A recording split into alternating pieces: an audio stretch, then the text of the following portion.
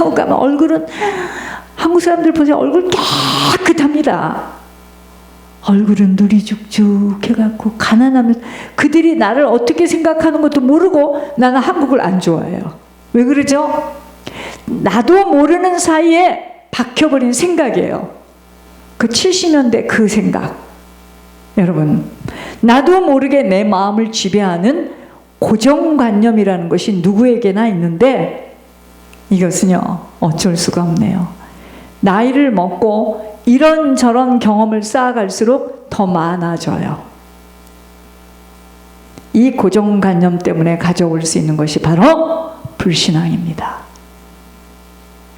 아브라함에게 내년 이맘때 너에게 아들을 주겠노라고 하였을 때 사라가 웃었습니다. 장막 뒤에서. 내가 경수가 끊어진 지가 언제고 저 할아버지 봐. 허리는 구부정해가지고 머리는 허연 할아버지가 무슨 아들을 낳아. 아브라함 역시도 의아했을 것은 자신들의 몸의 형편과 사정 때문이었을 것입니다. 세상을 많이 살아온 순서대로 이 고정관념들이 강해서 신앙의 걸림돌로 넘어짐을 가질 수밖에 없음은 모든 것들을 자신들의 인생 속에서 경험해 온 것으로 받아들이기 때문입니다. 안 바뀌어. 그럴 것이다. 저렇게 해서 그럴 것이다. 자기 생각이에요. 여러분, 그거는 안 바뀌어요. 본인이 깨닫지 못하면 그냥 고생만 하고 갈 뿐입니다. 그러므로 신앙은 일찍부터 습관으로 길들여지는 경건의 훈련이 그렇게도 유익해요. 저는 왜 텔레비를 싫어합니까?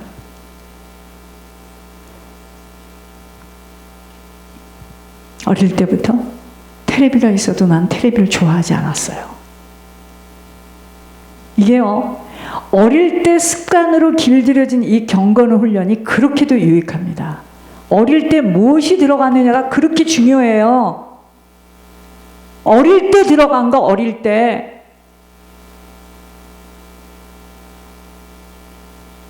애들이 잠을 자고 성준이 같은 경우 왜 이렇게 엄마를 따라서 전화에 올 수 있는 줄 아세요? 종교 생활을 해왔든 잠을 잤든 어쨌든 청소년 때, 어릴 때 수련회를 부지런히 나왔기 때문에 올 수 있는 거예요. 못 옵니다. 못 와요. 저 사람이 지금 뭐 똑바로 가냐 그 얘기가 아니에요. 우리는 똑바로 갑니까? 신앙은 일찍부터 습관으로 길들여지는 경건의 훈련이 그렇게도 유익함은 의심할 겨를 없이 이미 박혀버린 체질 때문에 하나님의 틀 속에다 나를 집어넣으면 되는데, 그러면 어떤 상황 속에서도 아버지의 주권을 인정 안 할 수가 없게 되는 거예요. 근데 내 틀 속에다 하나님을 집어넣어요. 그러니 문제입니다. 하나님 틀 속에 내가 들어가야 돼요. 신앙은요, 눈에 보이지 않는 세계와 연관이 되어 있습니다. 그러므로 신앙은 영적 세계예요. 신앙은 눈에 보이는 세계와 연관되어 있지 않아요. 그러니까 육신의 눈으로, 육신의 소리로 모든 걸 듣게 되면 안 맞아요. 안 들립니다. 우리들이 신앙을 가졌다는 순간 우리는요, 영의 세계, 눈에 보이지 않는 세계, 물질 세계를 넘어선 세계에 눈을 뜨게 되어 땅의 일이 아닌 하늘의 일들로 모든 것들을 해석하게 되어지는 거예요. 본문 42장 3절에 무지한 말로 이치를 가리는 자가 누구니까? 나는 깨닫지도 못한 일을 말하였고 스스로 알 수도 없고 헤아리기도 어려운 일을 말하였나이다 라고 기록되어 있습니다. 욥은 친구들의 무지와 자신의 무지에 대해서 하나님께 고백합니다. 자신이 깨닫지도 못했지만 마치 이치를 아는 것처럼 고백했다고 말하고 있는 것이에요. 우리는요, 알고 말하는 것보다 모르고 말하는 것이 더 많아요. 영적 세계에서는 더 그렇습니다. 그러나 이제는 신앙이 실제가 되어지지 못한 지식에서만 머물게 되어진다면 큰 착각 속에서 허송세월을 보낼 수가 있기에 실제 우리의 삶 속에서 신앙이 우리 인생과 이게 삶에서 증명이 되어져야 됩니다. 그게 실제 증거를 갖게 되는 거예요. 신앙은 따르고 내 인생은 따르고 가짜예요. 신앙대로 내가 변화되어지고 내가 바뀌어야 됩니다. 아니 누가 바뀌는 게 아니고 내가 바뀌어야 돼요. 내가 지금 아유 이거는 지금 누가 들었으면 아니 내가 바뀌어야 돼요. 내가 신앙은 실제 삶 속에서 체험되어지도록 내 고정관념들이 버려지고 말씀 속으로 내가 들어가 그대로 행해내야 합니다. 예수님이 공생애를 시작하였을 때 마귀가 예수님을 시험하는데 마귀가 어떻게 시험을 하느냐. 처음에 야 네가 하나님의 아들이냐? 그럼 이 돌을 가지고 떡덩이를 만들어 봐. 그런데 예수님이 마귀에게 뭐라고 그랬죠? 기록되었을 때 사람이 떡으로만 살 것이 아니요 하나님 입에서 나오는 말씀으로 살 것이니라 하였느니라고 말씀하십니다. 여러분 우리가 매일 먹는 것이 얼마나 실제적인 것이에요. 제가 어제 거기서 먹으라는 게 있잖아요. 그런데 저녁에 샐러드하고 두부하고 미소숲. 근데 장로님이 그건 오래된 거니까 먹지 마. 이거 김치 콩나물 그건 선생님이 먹지 말라고 했는데 그냥 먹어도 돼. 나는 도대체 선생님이 2명 먹었는데요. 내가 그거 먹고 어저께 힘을 냈습니다. 음식이 이렇게 중요하구나. 한 그릇만 더 주세요. 이렇게 된 거예요. 제가. 내 몸에 피로가 싹 풀리면서 몸의 구석구석이 다 풀어지는 것 같아. 여러분 이 매일 우리는 먹는데 또 먹어야 되고 오늘 낮에도 먹어야 되고 저녁도 먹어야 되고 내일도 먹어야 되고 매일 먹는 것이 얼마나 실제적인 것인지요. 그러나 예수님은 그것보다 더 실제적인 것은 하나님의 말씀이라고 말씀하셨습니다. 예수님께서는 매일 밥을 먹는 것보다 더 구체적이고 실제적으로 경험했기 때문에 말씀을 인용해서 시험을 이겨낸 거예요. 사단이 하는 그 시험을 말씀으로 이겨낸 거예요. 자 보세요. 밥은요 매일 먹어도 죽어요. 천옥선 목사님 보세요. 죽었잖아요. 우리는 뭐 항상 그렇게 살 것 같아요? 아니에요. 369장 찬양할 때마다 천권사님 생각나요. 얼마나 얼굴이 좋은지. 우리가 그 성경 공부할 때 예배 드릴 때 보면 할머니가요 그렇게 건강하시던 분이 조금해져가지고 간 거예요. 여러분 우리가 이렇게 밥을 먹죠. 밥을 먹어도 우리는 매일 먹죠. 그래도 죽습니다. 그런데 진리는 우리를 영원히 살게 해요. 그러므로 하나님의 말씀은 위력을 가지고 있어 매일 먹는 밥과는 상대가 되지 않습니다. 아니 밥도 먹어야 돼. 그런데 일상에서 이것을 깨닫지 못하면 밥 먹는 것에 매여 살아갈 수밖에 없어요. 여러분 이 밥 먹는 것이요 사람들이 살아가면서 다 문제가 뭐죠? 먹는 문제예요. 잘 먹고 잘 살아보려고 돈 벌고 하는 거 아니겠습니까? 그죠? 먹는 문제가 제가 보니까 반 이상이야. 밥 먹는 것이 실제인 줄 알고 살아가는 거예요. 그저 먹는 거, 뭐 먹냐, 얼마나 잘 먹냐, 그 먹는 거, 그게 지금 이 땅에서의 삶이잖아요. 어떤 집에서 살고, 어느 동네에서 살고, 내가 돈을 얼만큼 갖고 있고, 이게 다 먹는 문제에 달려 있는 거예요. 그러나 밥 먹는 것은 실제가 아니에요. 먹고 싸고 먹고 싸고 먹고 싸고 계속 앞으로도 죽을 때까지 먹어야 됩니다. 그래서 나이 든 사람들이 결국 예민해지는 부분이 뭐죠? 먹는 거 가지고 이제 손자 손녀하고 다투는 거예요. 그러니까 잘만 먹여주면 그 사람이 도움이든 뭐든 그 사람을 따라가는 거예요. 여보슈, 나하고 좀 같이 삽시다. 잘 먹여주니까. 그래서 나중에 그 노인네가 자기 집 일하는 여자하고 붙어 사는 거예요. 먹여주니까. 잘 먹여주니까. 부인은 안 먹이고 야단을 치니까 나 너하고 살자. 이렇게 되는 겁니다. 결국 인생 끝자락은 뭔지 아세요? 먹는 문제로 끝나요. 고맙수. 맛있게 해줘서. 다 필요 없습니다. 무슨 사랑 같은 소리 하지 마세요. 누가 나를 밥을 주냐 이거야 지금. 죄송합니다. 개하고 똑같아. 개하고 똑같아. 개. 개는 밥 주는 사람 꼬리를 흔들면서 가요. 밥 먹는 것은요, 먹어야 되는데, 숨이 멎는 날까지 먹어야 되는데 실제가 아니에요. 하나님의 말씀과 진리만이 실제입니다. 그래서 구원을 받은 자라면, 하늘의 생명을 가진 자라면 진리를 계속해서 경험하지 못하면 사라질 수 없습니다. 그래서 우리가 진리에 대한 목마름이에요. 하나님을 알기를 또 알고 싶고, 또 알고 싶고, 또 듣고 싶고. 하나님이 지으신 사람은요, 우리는 개하고 똑같지 않아요. 영으로 지음을 받았기 때문에 진리를 듣지 못하고 진리로 배부르지 못하면 살 수가 없어요. 그래서 신앙을 고집하고 신앙이 안 맞으면 버림을 당하는 게 당연한 거죠. 저래도 그랬을 겁니다.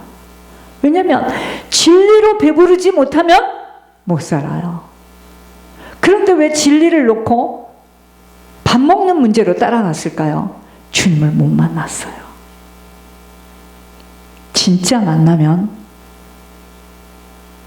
그래서 북한 지하 교회에서 수년 동안 살 수 있는 거예요. 진리로 배가 부르지 않으면 살 수가 없는 것이 영을 가진 사람의 특징입니다. 그러므로 하나님을 모르고 사는 만큼은 사는 게 아니에요, 그게. 죄송합니다. 개처럼 사는 거야. 그저 먹는 문제. 먹고 또 싸잖아. 또 먹어야 되잖아. 또 싸잖아. 나중엔 그러다가 어떡하죠? 이게 망가지기 시작하면 이게 싸는 문제도 내가 마음대로 안 싸주는 거야. 아무 때나 나와. 그게 이제 뭐죠? 갈 날이 가까워지는 거예요. 그런데 우리는 이 육신을 붙잡고 막 여기에다가 생을 걸죠. 나를 우습게 알아? 나를 알아주질 않아? 내가 이런 일을 하고 살아? 아이고, 주님 아직 못 만나셨습니다. 진짜 주님 만나면 진리에 대한 목마름 때문에 한도 끝도 없이 낮아져요. 여러분, 하나님을 모르고 사는 만큼은 사는 것이 아니에요. 죽은 자로 살아가고 있어요. 그러니까 매이고 잡히고 묶여서 꼼짝을 못하고 살아가는 겁니다. 영적으로 죽은 자는 묶여 있어요. 여러분, 한국은 죽은 사람 다 이렇게 묶습니다. 자신이 갖고 있는 고정관념으로 묶여 있고, 오해와 착각으로 묶여 있고, 감정에 묶여서 자신의 틀 안에서 꼼짝을 못하고 살아가는 거예요. 이게 죽은 자의 모습입니다. 여러분, 우리는요, 점점 그리스도 예수 안에서 산 자로 걸어가야 돼요. 우리는 원래 죽은 자입니다. 너희 아비 마귀에게서 났으니. 그래서 육신적이라는 말이 무슨 말이냐? 모든 것을 육신으로 해석하고 육신의 감정으로 자기가 생각하는 대로 모든 것을 해석합니다.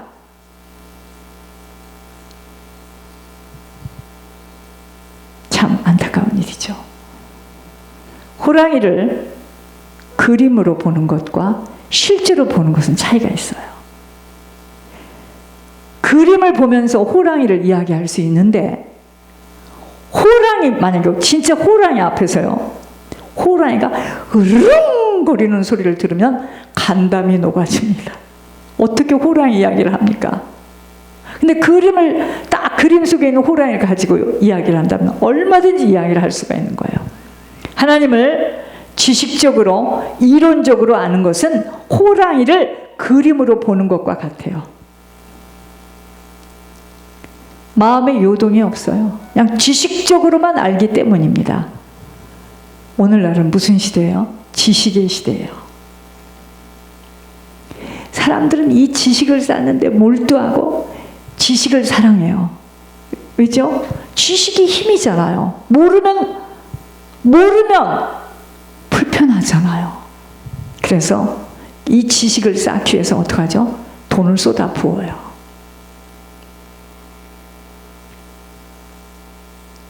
재벌의 자식들 보니까 다 어려서부터 6명, 7명, 8명의 과외 선생님이 들어와가지고 그 아이들이 학교를 들어가면 그 학교가 영광이야. 그러니까 걔네들이 미국에 와서 무슨 대학을 간다. 그 학교에서 그냥 웰컴이에요. 영어 못해도. 못할 수도 없고. 왜 그러죠? 지식을 쌓게 만드는 거예요. 지식. 여러분, 그런데 보세요.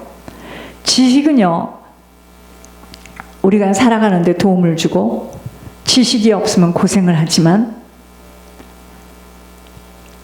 일상생활에 도움을 주는 것이지만 우리에게 큰 거대한 문제가 왔을 때는 이 지식은 쓸데가 없게 돼요.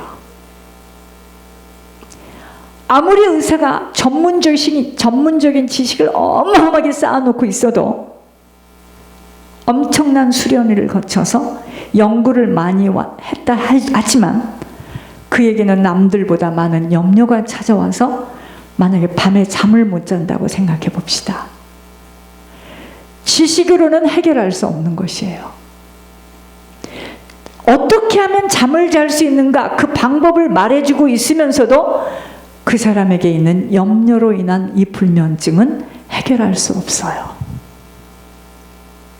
여러분, 불면증 때문에 주는 약을 먹으면은 이걸 먹으면 오늘 잠을 잔다. 여러분, 그게 지금 정상인 줄 아세요? 그 사람 안에 모든 장기는 다 망가지고 있는 겁니다. 신앙도 마찬가지예요. 성경 지식이 쌓였다고 그것이 능력이 되는 것이 아닙니다. 그러나 알아야 되지만 그 지식이 능력이 아니에요. 신앙은 귀로 듣기만 하는 수준에서 눈으로까지 주를 볼 수 있는 체험적인 신앙, 실제적인 신앙이 되지 못하고서는 일평생 고정 자기가 만든 하나님, 자기 틀 안에서 주님을 만나고 하나님에 대한 오해로 엄청난 오류를 범할 수 있게 되는 거예요.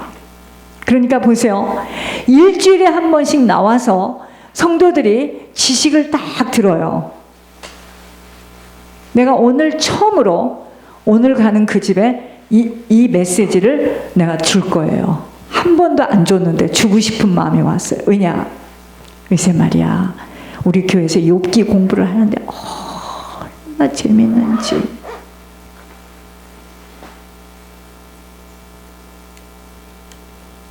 공부하는 게 나쁜 게 아니에요.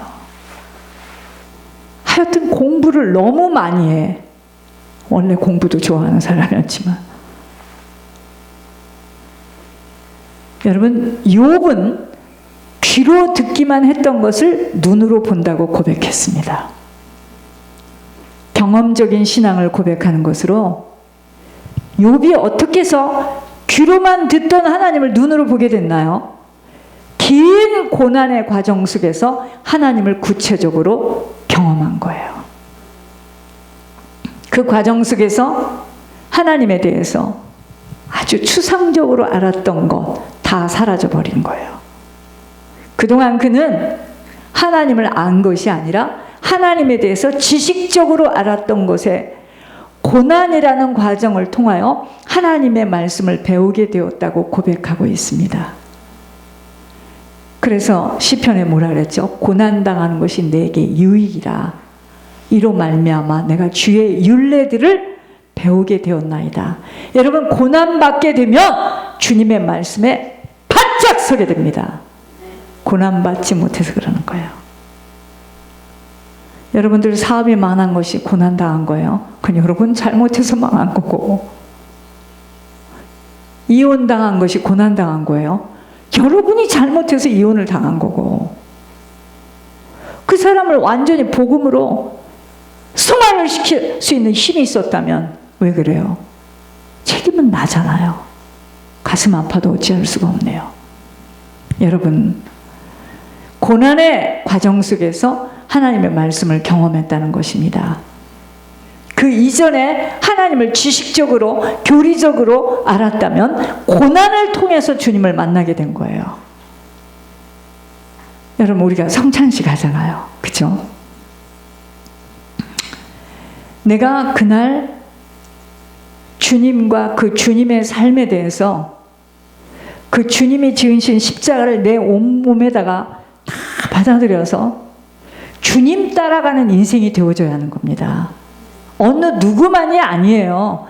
저 사람은 순교자의 사명이 있대. 아니에요. 누구든지. 그럼 그 사람만을 위해서 주님이 십자가를 짊어지셨나요? 그러므로 성찬을 위해서는 먼저 기도해야 하는 거예요.